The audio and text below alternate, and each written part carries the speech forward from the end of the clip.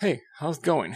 I know it's been a little while again since my last video, and between this video and the last one, I've gained quite a few new subscribers, so I just wanted to take this opportunity to thank all of you who have subscribed to my channel and helped me reach 13,000 subscribers. I actually never thought I would get that many subscribers, but here we are. On with the video. The lure making vlog that you're about to see is actually me remaking this model because A, it ended up being way too heavy, and B, I just wasn't happy with the look of the lure in general. So I scrapped that video and made a new one. Oh, and also I will have a complete list of all of the materials that I use in this video, so before you ask, go ahead and check out the description box. So, after sawing the blank out from the Obomodulan synthetic material, I had to split the wide blank into two pieces, which I obviously would have easier time working with later on.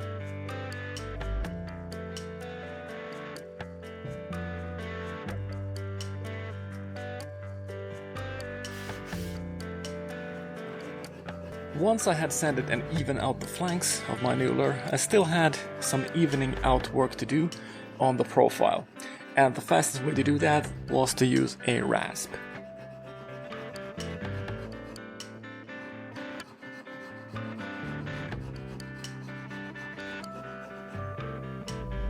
Before I would start to do any shaping, I needed to determine and mark the center line, which comes as a really big help later on when I start to do the two-piece mold.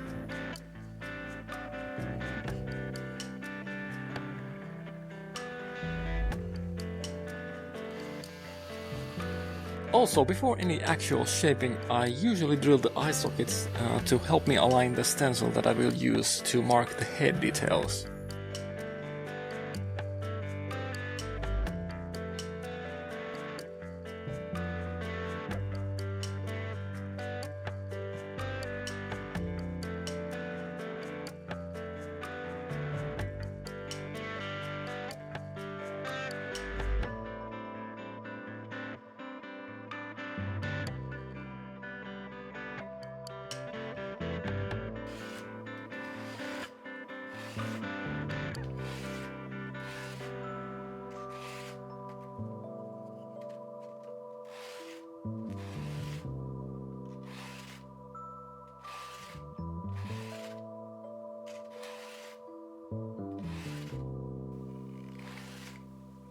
Alrighty, let's start to shape the lure now. I mentioned in the beginning that the previous lure that I made with this exact profile was way too heavy. So to counter that problem, I decided to make the whole lure a little bit thinner and also much rounder. The previous model was also rather blocky, so I figured that would surely help with my weight issue to just make it much more rounder and thinner.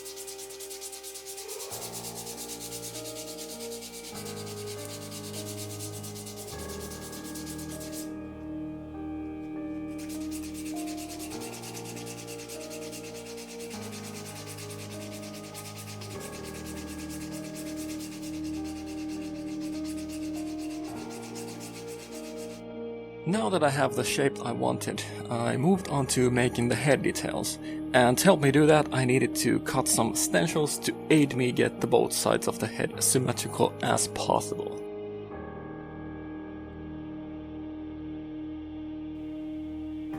So what I would then do is I would simply place the stencil on the head and actually use the eye socket which I drilled prior to help me align the stencil in place.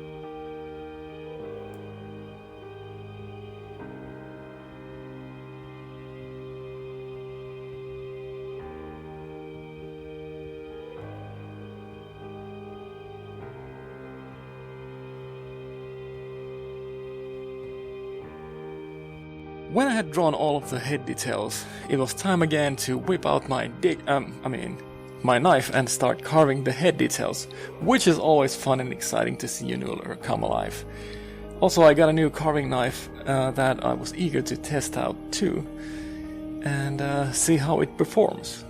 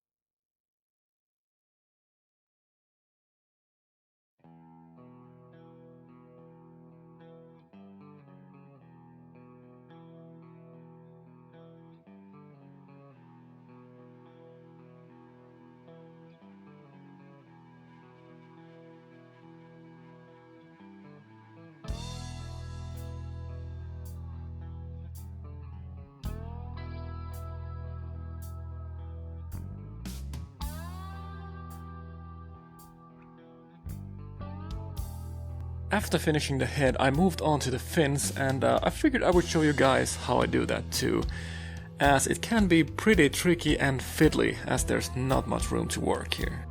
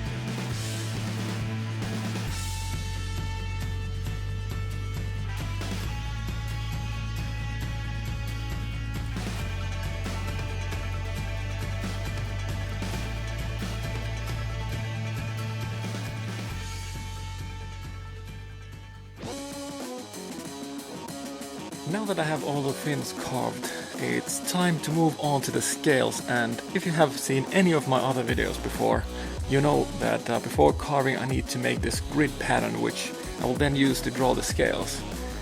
This particular lure is going to be a little bit different because I will have all the scales going around the body, and let me tell you, that is surprisingly hard to do.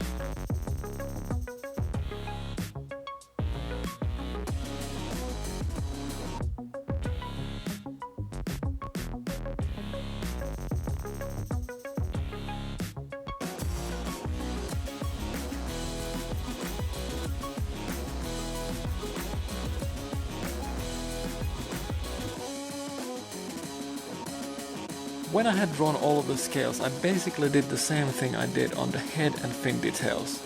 I first cut along on the edge of the scales and then bring out the scales by cutting on an angle from behind the scale. This is pretty easy to do on such big scales as these, but obviously it gets much difficult the smaller size you go.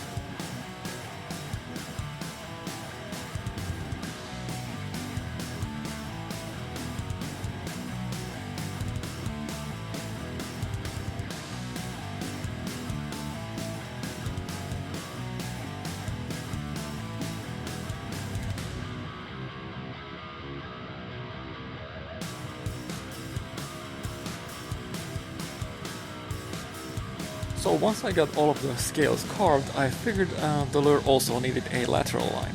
So I used again a stencil to help me out and basically just used my knife to push in small holes to emulate the lateral line.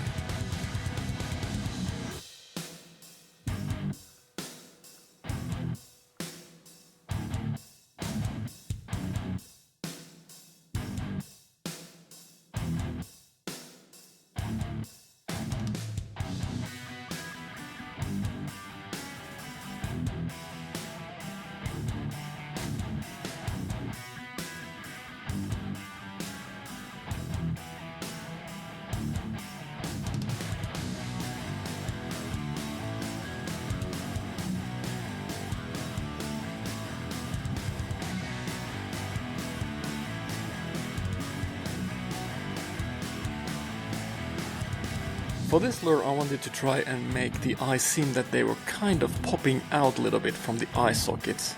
So I mixed some of that foul smelling plastic putty and basically altered the angle of the eye sockets to give that look.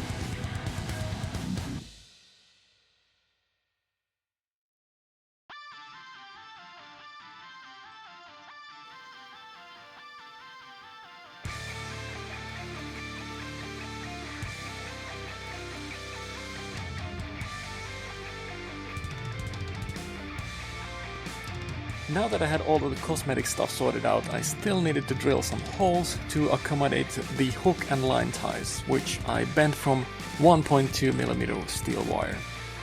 These will then later on act as a slot where I can attach the through wire contraption that will also hold the weight.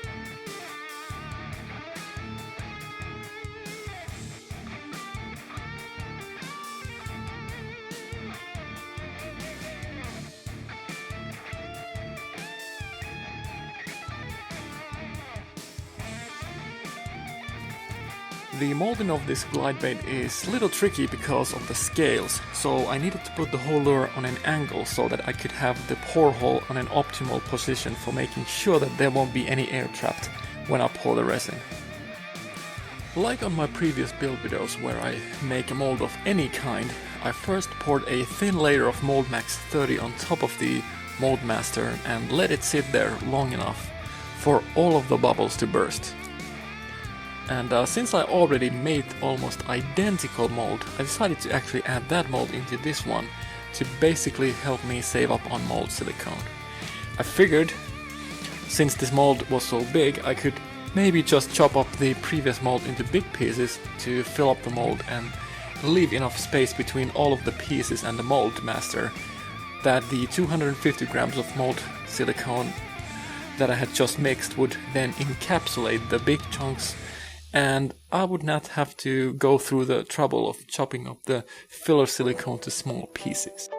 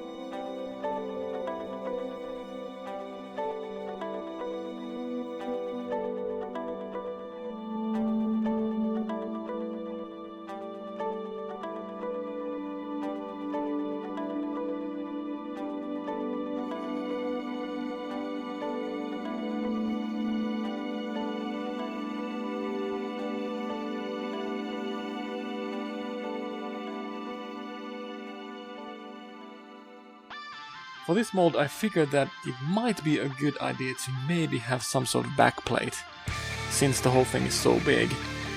Normally I would just use wood, but for the sake of experimenting I decided to pour the backplate when the mold was still in the mold box. I had ordered a whole bunch of featherlight, so I decided to try that out and see if it would be a good material for the backplate. And it ended up actually working pretty well. So basically just skipped ahead a little bit and already finished the other side of the mold. And now it was time to open up the mold and see if my experiment had worked. And for my relief, it had worked, and now I have a perfectly working mold. But of course, before I can pour anything, I had to make a pour hole before that.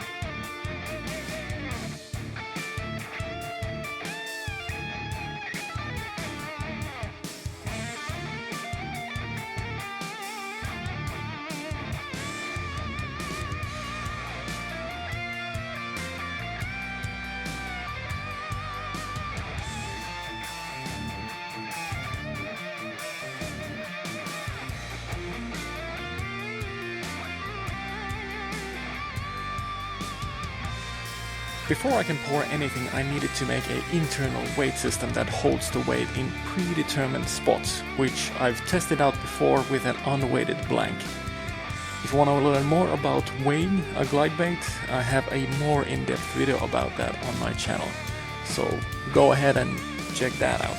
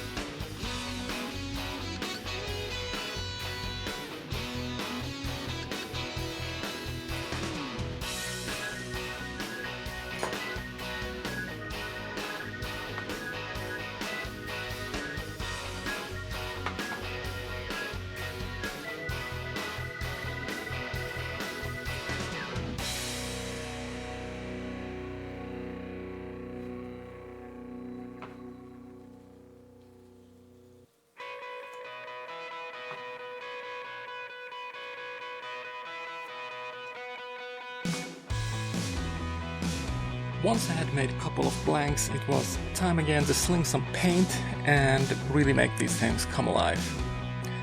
And I don't think I need to really explain too much what I do here. It should be pretty self-explanatory. And the color I chose to demo here is not really that tricky to paint anyways.